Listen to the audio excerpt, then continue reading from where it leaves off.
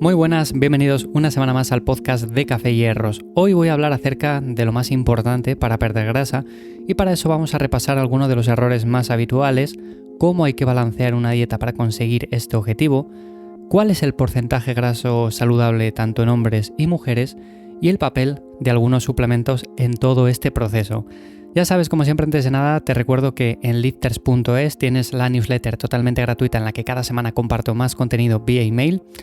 Y hablando acerca de perder grasa, hablando acerca de este proceso en el cual muchas personas se encuentran actualmente,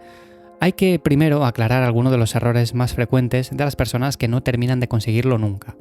Y es, por ejemplo, uno de ellos, el que más se me viene a la mente, el hecho de poner demasiado esfuerzos en hacer mucho cardio, salir a caminar un montón, salir a correr, ponerse en la elíptica, apuntarse al gimnasio a clases colectivas, hacer un montón de actividad aeróbica que sí que nos puede ayudar a aumentar nuestro gasto calórico diario, pero realmente cuando conseguimos perder peso, cuando por ejemplo vamos a la báscula y vemos que está bajando, si nos miramos al espejo y no vemos el cambio que nosotros estamos buscando, a pesar de por ejemplo haber bajado 1 kilo, 2 kilos, 5 kilos, lo más probable y lo que con frecuencia ocurre es que estamos perdiendo masa muscular también por el camino y por eso la estrategia de únicamente centrar todos los esfuerzos en hacer más actividad aeróbica a toda costa no tiene demasiados resultados. Este es uno de los errores más frecuentes y más sencillos de subsanar por otra parte. Si una persona quiere reducir peso pero quiere hacerlo con calidad, quiere por ejemplo verse mejor físicamente, que es lo más habitual, lo suyo es que centre todos los esfuerzos en el entrenamiento de fuerza. Esto es lo más importante. Obviamente, ahora vamos a hablar más adelante de cosas que también son relevantes de cara a este proceso, pero el entrenamiento de fuerza diría que es algo obligatorio para intentar mantener la masa muscular en la medida de lo posible, o incluso ir ganando algo de músculo con el paso del tiempo. Esto va a hacer que cuando vayamos a la báscula, puede que incluso el peso se haya mantenido o haya bajado muy poco con respecto al que nosotros en un primer momento teníamos en mente. Por ejemplo, imagínate que pensabas perder 2-3 kilos y de repente únicamente ves que has perdido 1 kilo a lo largo de un mes. Vale, puede ser que únicamente hayas bajado 1 kilo de peso, pero que ese kilo de peso sea únicamente grasa y que por el camino hayas ido ganando masa muscular. ¿Y esto en qué se traduce? Pues que a pesar de que has bajado únicamente 1 kilo y tú pensabas en un principio bajar 2 o 3 kilos, te ves mejor al espejo, te ves con mejores formas, te ves con mejor físico y seguramente con el paso del tiempo, si sigues ese mismo protocolo, pues consigas ir bajando aún más la grasa, consigas ir mejorando esa recomposición corporal y no necesites bajar tanto peso como en un principio tenías en mente. Así que la masa muscular es súper importante porque además de que nos va a dar mejor apariencia física,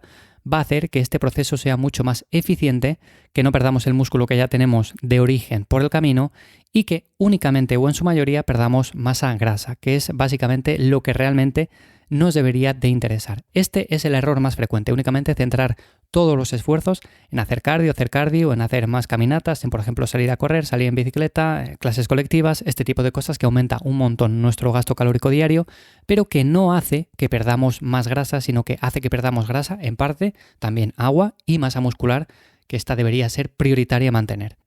Por otra parte, ¿cómo balancear una dieta para conseguir perder grasa? Bueno, pues esta es una de las claves más importantes porque lo cierto es que hay muchas personas que no necesitan contar macros, no necesitan, por ejemplo, una alimentación muy estricta, no necesitan hacer nada del otro mundo, únicamente necesitan mejorar sus hábitos alimenticios. Y esto puede ser desde sustituir ciertos alimentos que sabemos que no son los más saludables por opciones más recomendables, con más fibra, cargadas de más micronutrientes, con por ejemplo más proteína. Y esto también se puede hacer sin recurrir a alimentos que nos venden como que son saludables, pero que realmente tienen una cara oculta. Es decir, si queremos llevar una buena alimentación, únicamente tenemos que centrar los esfuerzos en alimentos que sean naturalmente así. Es decir, que no tengan ningún tipo de proceso o que el proceso que lleven en cuanto a su fabricación sea mínimo. Por ejemplo, unas patatas, por ejemplo, el arroz, por ejemplo, la carne, el pescado, por ejemplo, las verduras, la fruta. Todo este conjunto de alimentos va a hacer que llevemos una buena alimentación y no necesitamos recurrir a los típicos productos que nos pueden vender cargados de más proteínas, cargados de, por ejemplo, más vitaminas, fortificados con ciertos nutrientes. No necesitamos nada de eso. Realmente una buena alimentación se debe de basar principalmente el 80-90% en alimentos que estén naturalmente presentes en la naturaleza de esa misma forma. Es decir, si yo quiero consumir patatas, pues no hay ningún tipo de problema porque sé que es un alimento que no lleva ningún proceso, que no lleva un procesamiento posterior en el cual añaden o quitan alguna otra cosa. Lo mismo puede pasar con cualquier tipo de cereal integral, puede pasar con las verduras, puede pasar con las frutas, con las carnes, con los pescados y con este tipo de cosas que sabemos que es recomendable incluir en cualquier alimentación saludable. Partiendo de esta base, obviamente hay algunas personas que sí que necesitan un periodo de adaptación en el cual cuenten un poco las calorías, sabiendo que tienen que dar prioridad a la proteína, pero tampoco sin pasarse. Por ejemplo, entre 0,8, 1,2, 1,6 gramos por kilo de peso es un buen rango y obviamente va a depender mucho del contexto de cada persona, del objetivo que esté buscando, pero esos números más o menos se asemejan bastante a los que necesita una persona en promedio. Luego, en cuanto a la grasa, las mujeres necesitan un poco más de grasa en la alimentación para optimizar las funciones hormonales y reproductivas. Y luego, los carbohidratos serían una parte residual que podemos subir, que podemos bajar en función de la actividad que realicemos a lo largo del día. Es decir, es una dieta bastante sencilla, no necesitamos llevar ningún tipo de protocolo en el cual, por ejemplo, únicamente consumamos proteínas. No necesitamos hacer cargas, descargas, no necesitamos hacer un tipo de dieta en concreto como la dieta cetogénica, simplemente necesitamos generar un déficit calórico que nos haga ir perdiendo peso con el paso del tiempo y mantener un programa que incluya entrenamiento de fuerza. A partir de ahí, una pregunta bastante habitual es ¿qué porcentaje graso es saludable tanto en hombres como en mujeres? Bueno, pues es bastante diferente. Por ejemplo, en hombres, si estamos hablando de una persona que es atleta,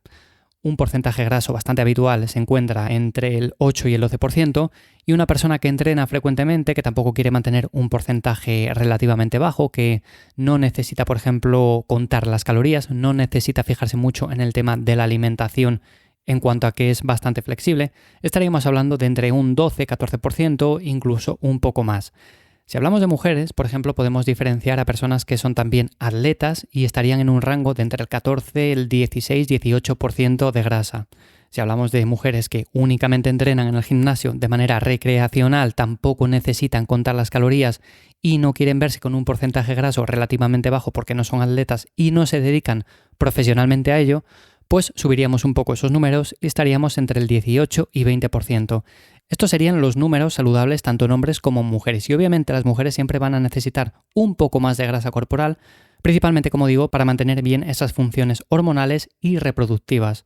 Tanto en hombres como en mujeres, si estamos debajo de esos niveles, pues puede tener consecuencias negativas en cuanto al rendimiento, tenemos poca energía, descansamos peor por las noches, tenemos ciertas alteraciones hormonales y por supuesto también hay mayor riesgo de lesiones. Por último, cuando hablamos de perder grasa, también están los suplementos.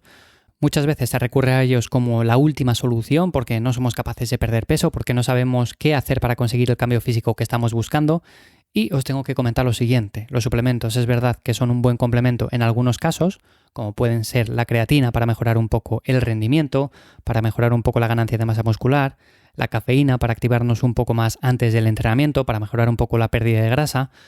Todo esto es verdad que funciona, pero en su justa medida, es decir, siempre que lleves una buena alimentación, como acabo de comentar, siempre que priorices el entrenamiento de fuerza, siempre que le des la importancia que se merece a la actividad física, siempre que hagas todo esto correctamente, vas a mejorar tu composición corporal, vas a conseguir perder grasa con el paso del tiempo y lo más importante es tener paciencia, es decir, mantener un buen plan de manera sostenida a lo largo del tiempo.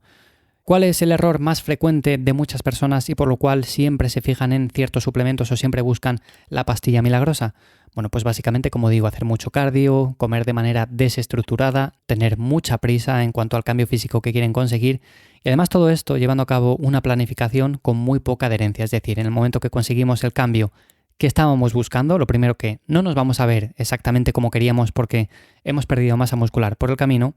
Y lo segundo es que vamos a terminar dejándolo y por supuesto el peso se va a recuperar en muchas ocasiones más incluso del que teníamos en un principio y vamos a empeorar nuestra composición corporal. Por lo tanto, los suplementos pueden ser una pequeña ayuda, podemos utilizarles en momentos puntuales para conseguir apoyarnos de ellos y mejorar el rendimiento, mejorar un poco la quema de grasa, pero no son una solución, obviamente son simplemente un complemento y hay que darles la importancia justa. Así que bueno, hasta aquí el episodio de esta semana de Café y Hierros, comentando un poco los puntos más importantes acerca de un proceso de pérdida de grasa, en qué deberíamos de fijarnos, qué deberíamos de priorizar, qué papel juegan algunas estrategias que únicamente buscan, por ejemplo, reducir drásticamente las calorías, hacer un montón de actividad aeróbica y sobre todo hablando acerca de esos suplementos que quizás pueden ayudarnos en algunos momentos puntuales, pero que desde luego no tienen la relevancia que muchas veces se les da. Espero que te haya sido de utilidad este episodio. Ya sabes que te puedes apuntar gratuitamente a lifters.es y vas a recibir más contenido vía email. Gracias por esas valoraciones de 5 estrellas tanto en Spotify como Apple Podcast, allí donde me escuches. Y espero que disfrutes del día. Nos escuchamos de nuevo por aquí la semana que viene. Chao.